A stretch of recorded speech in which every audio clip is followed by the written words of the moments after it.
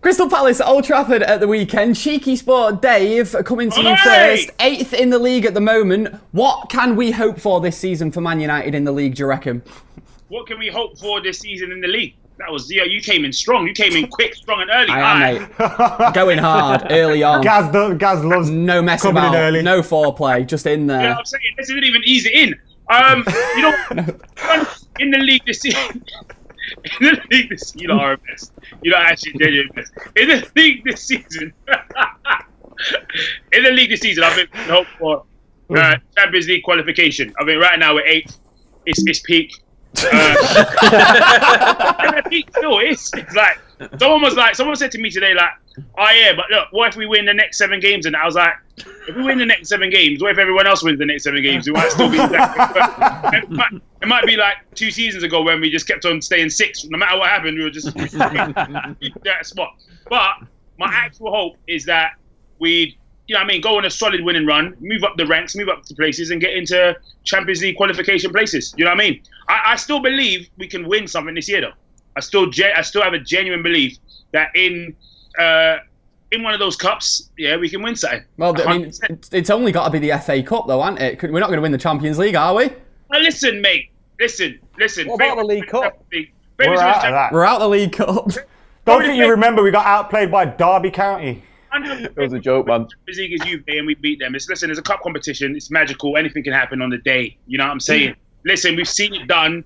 We could do it again. You see what I'm saying? It can be done again. I mean, like, right, we're laughing because sometimes maybe we can be slightly negative, but stranger things have happened in the Champions League and worse teams have won it, so you never know. And maybe that performance against Juventus could give the players a bit more confidence in some of those bigger games.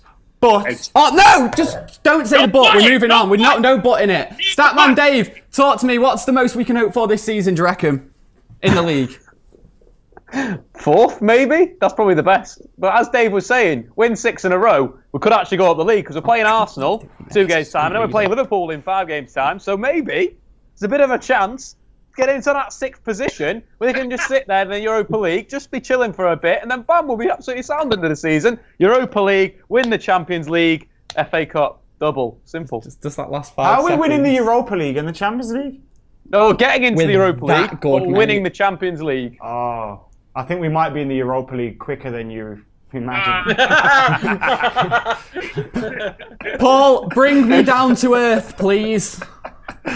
This is the first time we've had negative goal difference after 12 games since the late 70s. Wow.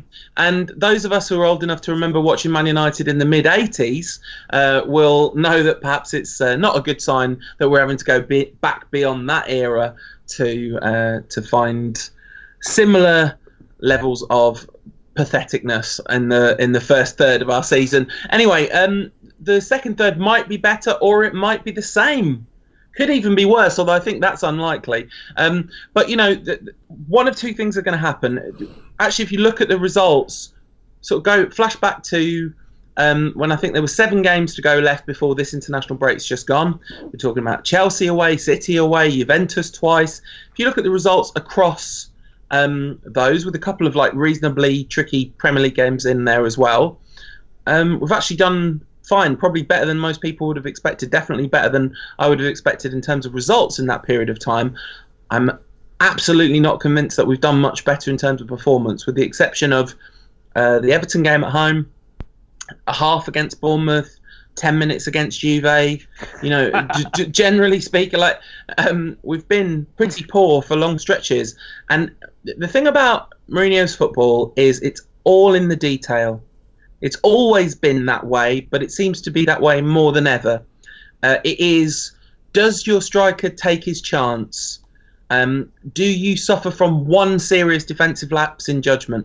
The margins are so fine that I think being like really gung-ho about a prediction about what is actually going to happen is really foolish, because it's not like it's very clear that we're obviously going to win game after game after game after game because the performances are there, because they're not. But on the other hand, we have pulled multiple performances out of the bag when it's not expected, and that could well keep happening. When do you reckon we're going to get to a situation at the end of this season where we just end up giving up on the league if top 4 becomes mathematically impossible, like we have done in the past, and just focusing on the Champions League? Should we still be in it? I don't think that should be the case, especially. I mean, if we're not going to get top 4, I wouldn't be surprised to see that become the case, but if that was the case, that would be a total embarrassment. And if that happened by February, March, sorry, your manager's got to go. But at the same time, what if he goes on to win Dave, it? one sec, please. If this manager can't get this team into the top 4, then there's big problems there. Yeah, but what if he wins the Champions League?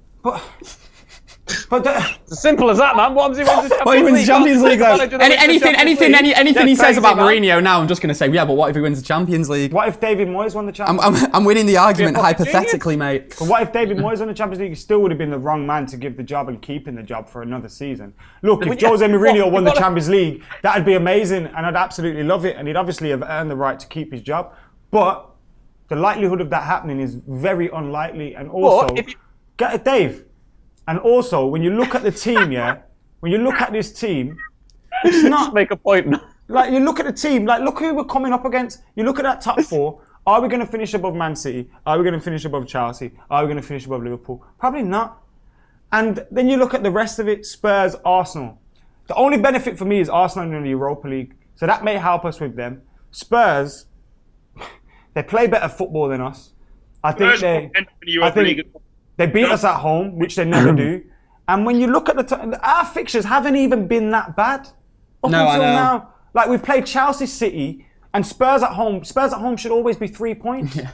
So we played Chelsea and City and only got 1 point out of those games. Granted, very unlucky in that Chelsea game. But these are facts, and our fixture list says we should be higher up the table, and we're not. And that is a big problem. And if this was Jose's first season, you can say, all right. But it's his 3rd season. And if Jose Mourinho isn't winning you trophies, what is he doing? I'll ask you again. Right, before we go on to the next point, Statman, I know you wanted to get in and say something. Say it now. Well, at the end of the day, if David Moyes had won the Champions League, David Moyes would still be Man United manager. You're not going to sack a manager if he wins the Champions League. Come on, and don't he still be would have got stupid. sacked. You've got to give him time. Season. If he's wins the Champions League, he's evidently the right guy for United, and you'd have to back him. That's right. It. Moving on, guys. By the way, you're going to get people in the comments saying, oh, Dave's right about that. But did I once say if Jose wins the Champions League, we're not doing this. We're not doing this. This isn't some Jose debate. No, but did I once say if Jose won the Champions League, he should be sacked? I don't know what you said. I don't listen to a word you say. We're moving on to the weekend's fixtures. We're talking about the game against Crystal Palace and the Manchester United team that will play. Now, Luke Shaw is suspended for this one, so I think we're safe to presume that Ashley Young will probably be playing at left back. So the big question here is who plays on the right-hand side of the defence. Is it the experienced Antonio Valencia, or is it the brand new and very exciting Diogo Dalot from what we've seen so far? Paul, would you like to see the Portuguese lad get a game? I like this. I like this kind of like, will it be the exciting young up-and-comer or the person that gets picked every time? Oh, what a big hot topic of debate this one is. Listen, it depends whether Valencia's out of the Instagram-based doghouse, doesn't it? Assuming he is, I'd love to see Diogo Dalot. I thought it was very exciting in the games that he's played, and actually, a game at home against Crystal Palace could be really good for him, although, of course, that is one of the areas where Palace are really dangerous. So does Mourinho towards the side of the cautious and experienced? Well, I guess only time will tell. But Paul, what I want to know is, what would you do? Oh, I'd pick Dalot. Definitely, or Dalot. I'd ask him how to pronounce his name. Dalot. It's Dalot. It's Dalot. Diogo Dalot. All right. So having got Dave to tell me how to pronounce his name, I'd say, Diogo, you're in, son. Valencia, find yourself another club. Thank you for the 2012 season. But apart from that, oh damn. CheekySport Dave, who would you put in there? Would you be disrespecting Valencia like that, captain of the club? Cold. But yeah, I'll be kicking Valencia to the curb.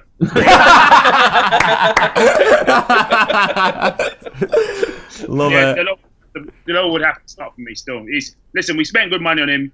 Like we have to play the boy, innit? We got to play him. He's got to, you know, he's not gonna be ready for big games if we don't play him when we can. And this is an opportunity. We're playing at home. The pressure's not, it's not insanely intense, is it?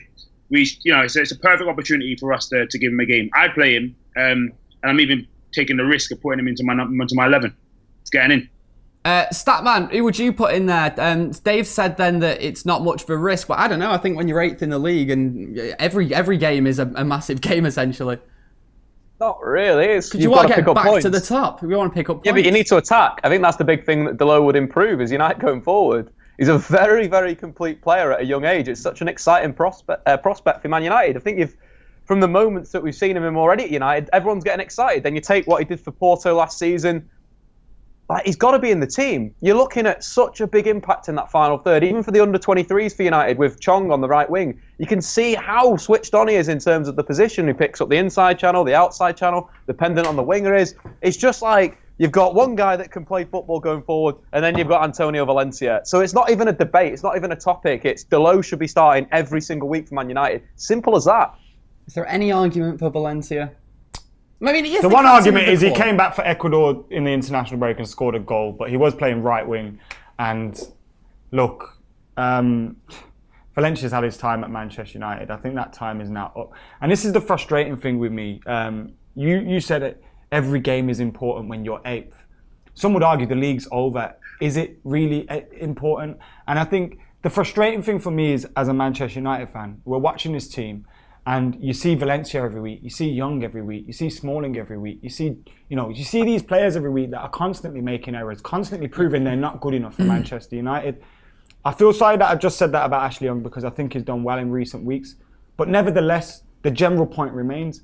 So why aren't we, as a team that's looking forward, looking to the future, looking to hopefully improve, looking to get better, a team that's already 8th in the league and already not doing very well with what we've been doing, why aren't we trying new things? Why aren't we trying Fred in midfield? Why aren't we trying to make a midfield three out of Fred and Herrera and Pogba? Why aren't we trying Dalot and trying to make something down that right-hand side like we have down the left-hand side in the last couple of months with Martial, Shaw and Pogba? Because if we start to make relationships like that on the right-hand side, because I've said this before, the right-hand side's shocking. Mata and Lingard, I love them to bits. They're both fantastic players for us and I want them to stay, but they're not natural right wingers and they're inconsistent in selection there. Our fullback at right side is consistent in that it's always Valencia or Young, but they're inconsistent in their performances. Yeah. And then the right-hand side of the central midfield three, who is it?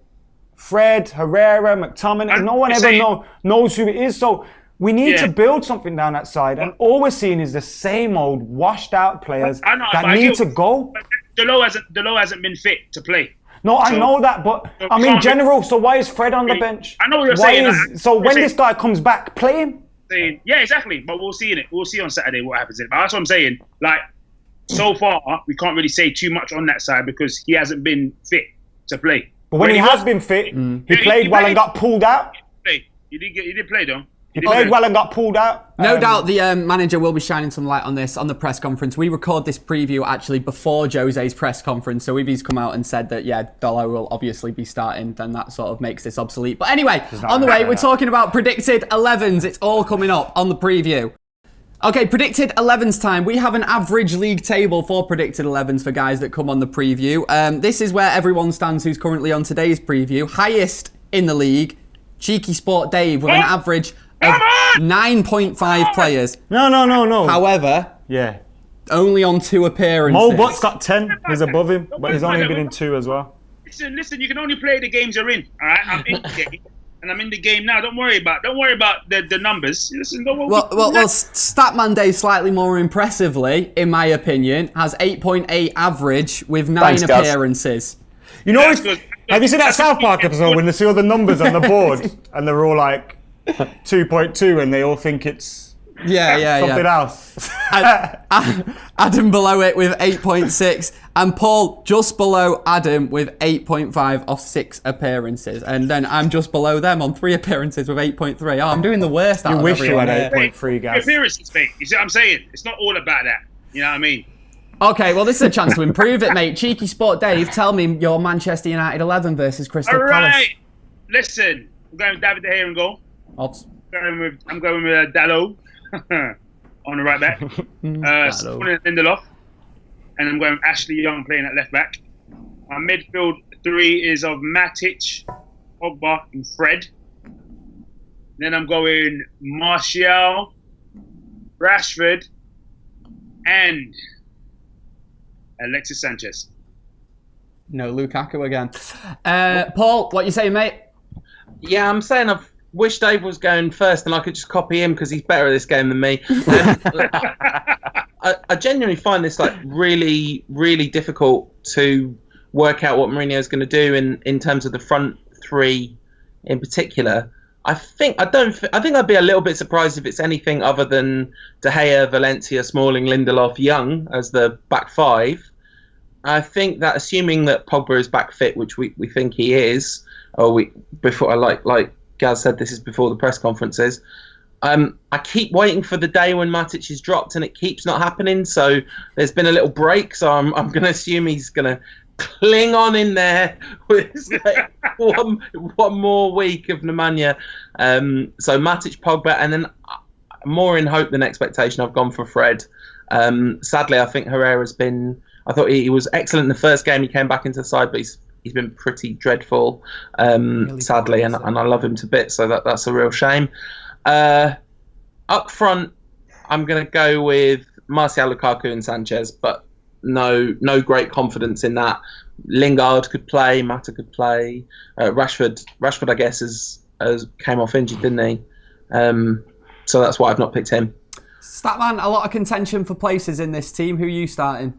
Yeah, I think this is more what's going to happen than what I want. I think David De Gea in goal, Dalot, Lindelof, Smalling, Young. I think midfield 3, Pogba, Herrera, Nemanja Matic. A front 3 of Mata, Sanchez, Martial. I'd change that. I'd probably play Pogba and Fred in midfield together, throw in another attacker, be it Jess Lingard or whoever, to play with that front 3. And that's how I'd play, a little bit more progressive. But I think with the likes of Herrera and Matic in midfield, both of them were very, very poor in the derby. Terrible at what their jobs. They were supposed to be picking up those 2 central midfielders, Silva and the Silva brothers. Couldn't deal with them, and like that, you deserve to be dropped after that. Sorry, you just do. You didn't play well enough. So I'd go with a 4-2-3-1, but Mourinho will be playing a 4-3-3 with the players that I mentioned before. See, I'm making the assumption going into this one that Herrera will definitely It's absolutely be dropped. hilarious that Herrera gets dropped for one bad performance, whereas Nemanja Matic has been holding us to ransom for about 3-4 months. Exactly what I was starting about every to say. single week. And Herrera's put in better performances more recently in memory than Nemanja Matic. It's a shambles. But I do agree with Dave in the sense that I would like to see us go with maybe a midfield 2 of Pogba and Herrera or Pogba and Fred, and allow Mata to join that front 3 in the whole, because I think playing at home, it just allows us to do that. From the back, I'd go David De Gea, Ashley Young. At left back, I'd like to see Diego Dalot, but we're not going to see that. We're going to see Valencia. And then I'd go at centre half, Smalling and Lindelof, which is expected. And then in midfield, Matic is going to start, so that's an easy point for everybody. Pogba and Fred. I think what we expect to happen in terms of Herrera being dropped is going to happen, and it's just going to show the hypocrisy that we've seen for so long in team selection. And then front 3, Anthony Martial. Can I say, by the way, if Anthony Martial scores, first man scoring 6 league games consecutively since Ronaldo, Cantona and Ruud van Nistelrooy. Is that right?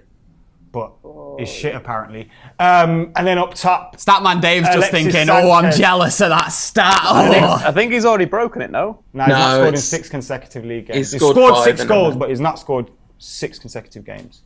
And then I said Sanchez, right? And then Lingard.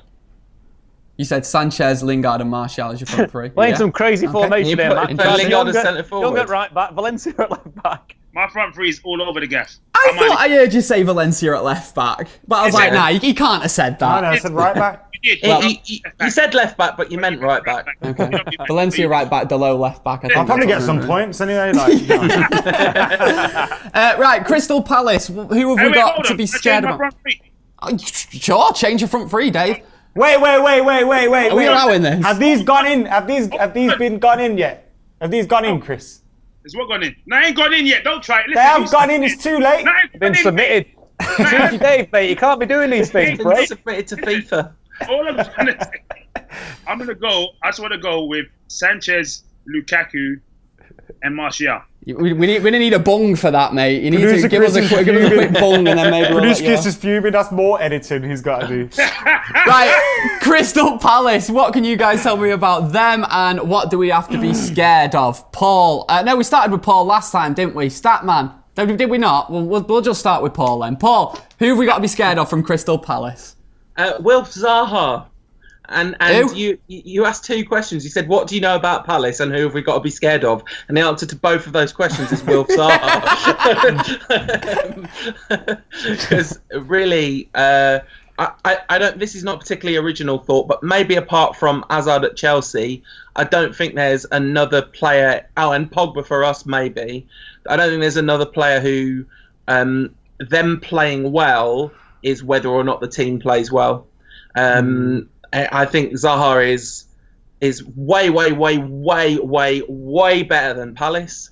I really hope that he gets a move to a big club and this time he's ready for it. I think it's such a shame that we signed him during the transition from Fergie to Moyes because Moyes didn't have the headspace to deal with him and bring him through. That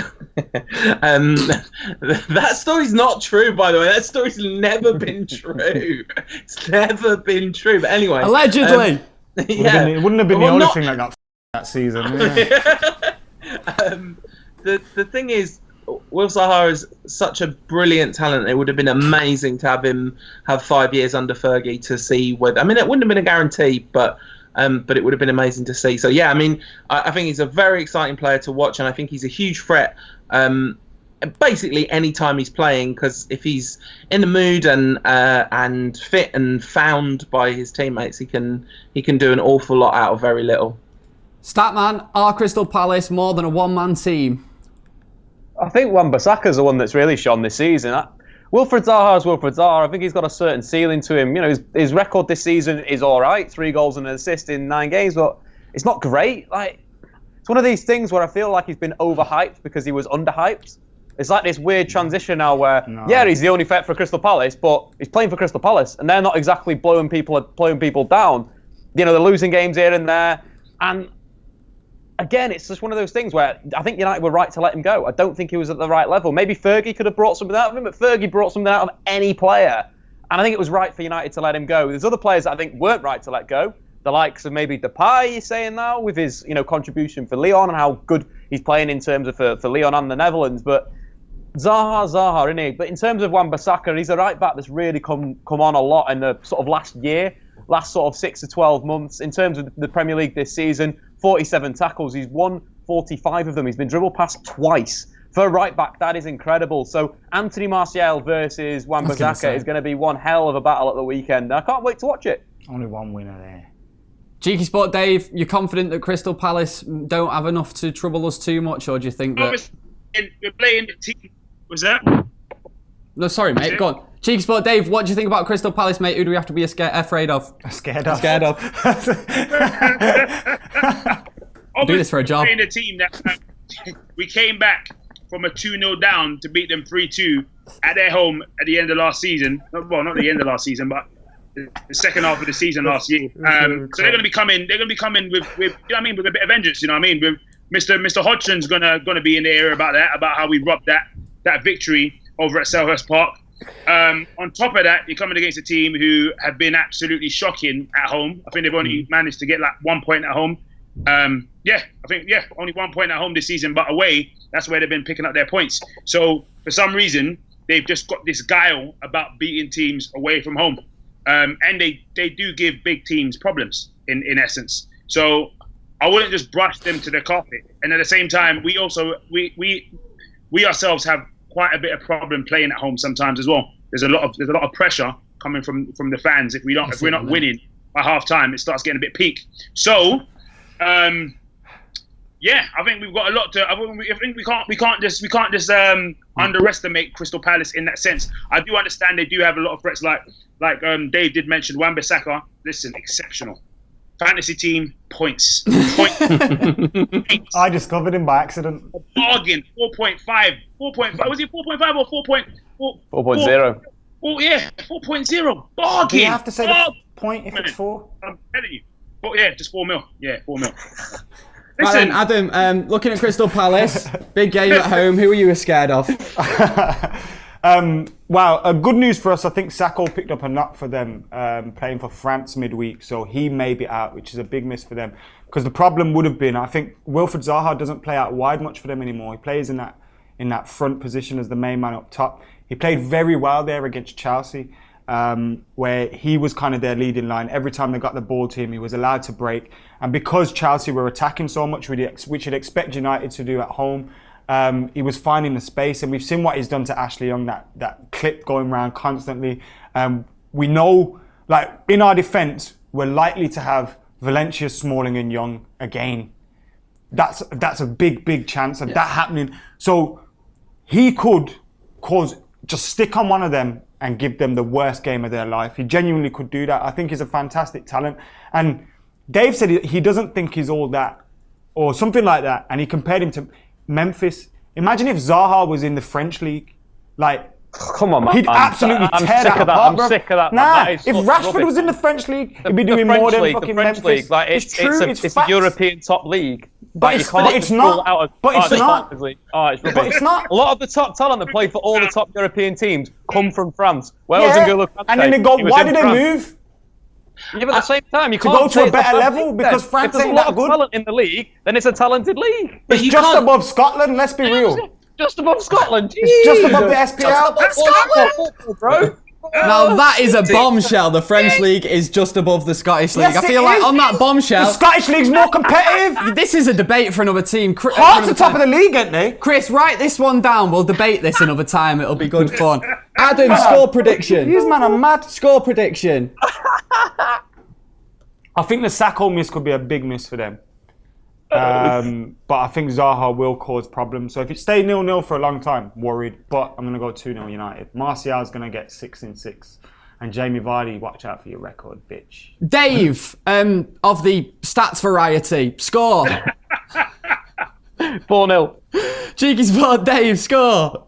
I'm going for a 3-1. 3-1. And Paul, score.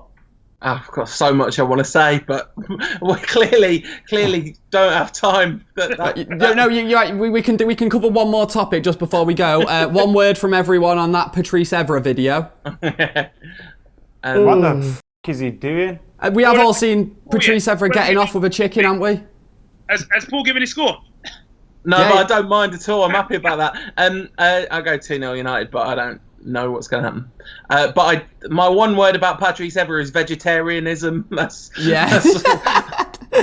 Salmonella would be mine. It's like a bad scene from American Pie or something. It's like you said, since you watched it, I can't stop thinking about it. Right, we'll be back again very, very soon. All the fan cams coming from Palace, of course, at the weekend. You can look forward to that. Why did he bite it? We've also got a new WhatsApp channel, which you can check in the description below. And as always, keep your comments coming in because we love reading them, don't we, guys? See you later, guys. See you in a bit.